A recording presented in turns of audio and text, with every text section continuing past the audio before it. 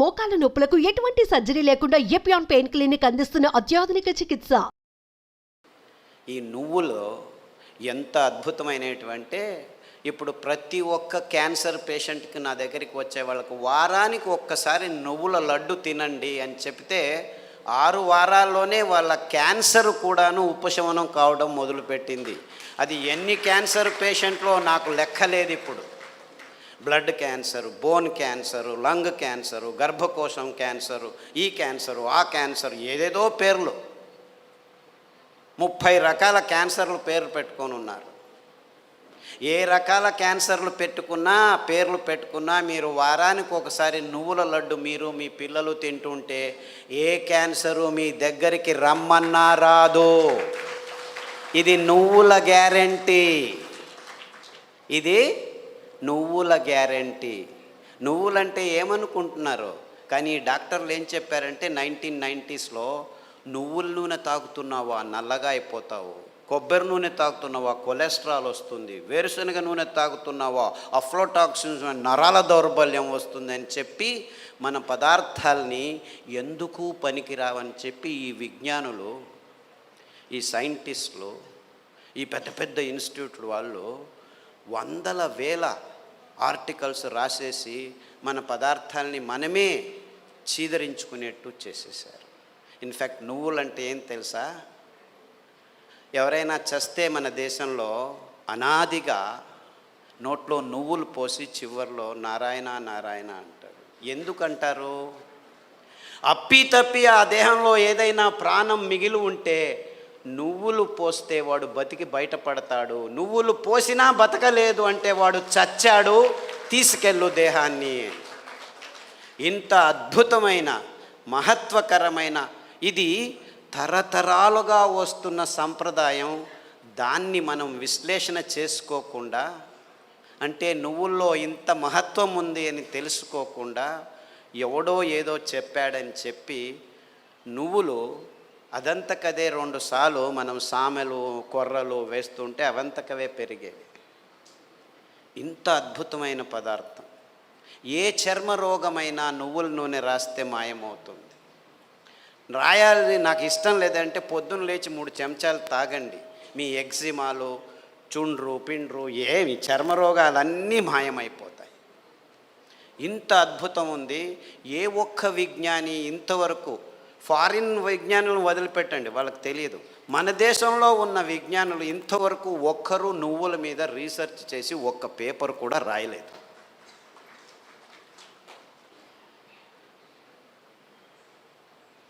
అంటే ఒక్కరు కాదు, వందల వేల మంది మైగ్రేన్ హెడేక్స్ ఉన్న వాళ్ళు ఈ నువ్వుల్ని, ఇంకా నేనేమి చెప్పట్లేదు మీకు, మరి నువ్వుల గురించే చెప్తున్నాను. నువ్వులు ఎలా పెరుగుతాయి? ఊరికి అలా పారేస్తే పెరుగుతాయి. ఇంత అద్భుతమైన పదార్థం నువ్వుల నూనె. ఏ పార్శ్వవాయువు వచ్చినా, ఏ లక్వా వచ్చినా, ఏ నరాల దౌర్బల్యం ఉన్నా వారానికి 3 సార్లు మీరు నువ్వుల నూనె 2 చెంచాలు ఉదయం తాగితే మీ నరాల దౌర్బల్యాలన్నీ అలా మాయమైపోతాయి. పార్కిన్సన్స్, నువ్వు నా భార్యవా, ఎప్పుడు పెళ్లి చేసుకున్నాను నేను నిన్ను, మరుపు రోగం అంట అందరికీ, పార్కిన్సన్స్, ఆల్జైమర్స్ అంటే మర్చిపోతాడు వాడు వాడే అని తెలియదు వాడికి. అలాంటి రోగులు నా దగ్గరికి వస్తే, ఇప్పుడు అమెరికాలో అందరికంటే భయపడే రోగం ఇదే. వాళ్ళకి క్యాన్సరు, డయాబెటీస్ అంతా మామూలు అయిపోయాయి, బతకడం నేర్చుకుంటున్నారు దానితో. కానీ పార్కిన్సన్స్తో బతికేది, బతుకుతున్నానని కూడా తెలియదు వాడికి. ఇలాంటి భయంకరమైన రోగాలు వస్తే 1 వారం కొబ్బరి నూనె, 1 వారం నువ్వుల నూనె, 1 వారం వెర్రి నువ్వుల నూనె అని ఇంకొకటి ఉంది. వెర్రి నువ్వులని తెలుసా? దానికి పేరు ఎందుకు పెట్టారు వెర్రి నువ్వులని? నీకు వెర్రి ఉంటే ఈ నువ్వుల నూనె తాగితే వెర్రి కూడా బాగా అయిపోతుంది. I'm not joking, I'm very serious.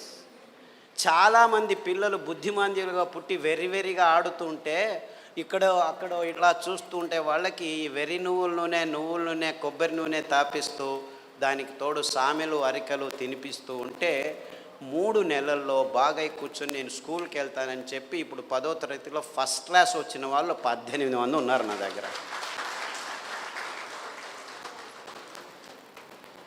అంటే పెద్దవాళ్ళకు వెర్రి ఉన్నా కానీ ఈ పార్కిన్సన్సే బాగా అవుతుంది. రాసేదానికి కావట్లేదు, సంతకం పెడితే బ్యాంకు వాళ్ళు చెక్ను రెస్పెక్ట్ చేయడం లేదని వందల వేల మంది నా దగ్గరికి వస్తే,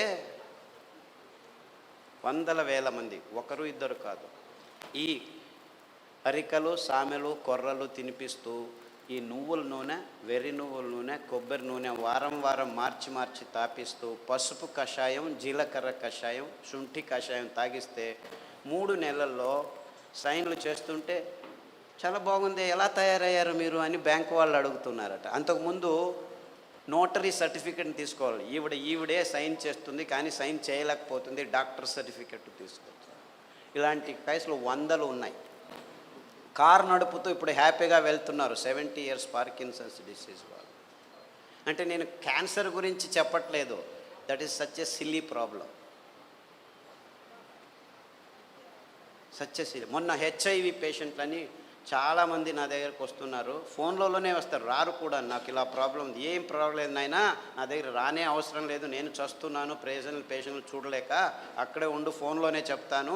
ఈత ఆకు కషాయం, బిల్వాకు కషాయం, గరిక ఆకు కషాయం, బిల్వాకు అంటే మారేడాకు అంటారు, కషాయాలు తాగండి.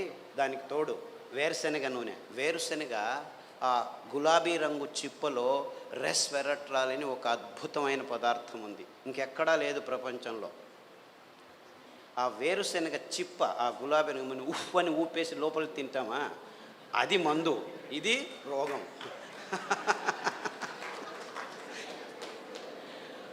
ఆ ఊపకుండా ఆ గులాబీ రంగు ఆ చిప్పను ఒక 10 గింజలు నానబెట్టి మొలకొస్తుంది, ఈజీగా బయటకు వస్తుంది, దాన్ని తీసుకొని తిను. దానికి తోడు వేరుశెనగ నూనె తాగితే అందులోనూ రెస్వెరట్రాల్ ఉంటుంది. సో వేరుశెనగ నూనె, కొబ్బరి నూనె, తర్వాత అరికలు సామెలు తినిపించి కషాయాలు తాగిపిస్తే 3 వారాలకు ఒకసారి డాక్టర్ దగ్గరికి వెళ్ళి మందులకు 3,000 నుంచి 6,000 రూపాయలు ఖర్చు పెడుతున్న వాళ్ళు ఇప్పుడు 3 నెలలైనా డాక్టర్ దగ్గరికి వెళ్ళకుంటే డాక్టర్ ఫోన్ చేసి ఏమి రావట్లేదే అని అడుగుతున్నారు.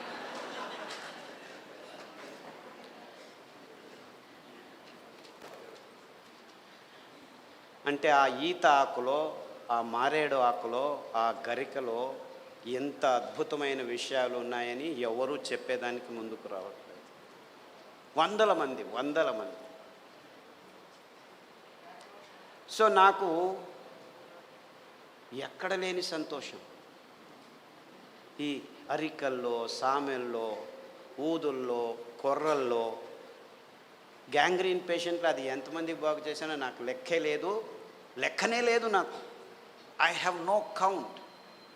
రేపు కాల్ కట్ చేస్తారంటే డాక్టర్ ఖాదర్ చెప్పాడు, చామంతి పూల కషాయం, ఆకుల కషాయం తాగండి. గడ్డి చామంతి అని ఇంకొక ఆకు ఉంది, దానికి కషాయం తాగండి. సామెలు వారంలో 3 రోజులు తింటూ మిగిలిన ధాన్యం ఒక్కొక్క రోజు తింటే 6 వారాల్లో గాయం బాగైపోయి 6 నెలల్లో 6 కిలోమీటర్లు నడుస్తున్నాను డాక్టరు, ఎంత హ్యాపీగా ఉన్నానని ఫోన్లు చేసి నా దగ్గర రావాల్సిన అవసరం లేదు బాబు, నేను మిమ్మల్ని చూడలేను. ఫస్ట్లో వందల మందికి నేనే గాయం బాగు చేసి, క్లీన్ చేసి, అంతా చేసి బాగు చేసి, ఇప్పుడు నా దగ్గర రావద్దండి మీరే చేసుకోండి అని చెప్పేసి ఫోన్లలోనూ, యూట్యూబ్లోనూ, పుస్తకాల్లోనూ రాసేస్తే ఇప్పుడు ప్రతిరోజు ఇంకా ఫోన్లు బాగలేదని చెప్పి ఫేస్బుక్లో వాళ్ళే రాసుకుంటాను, వీడికి ఎందుకు చెప్పడం అనవసరం అని.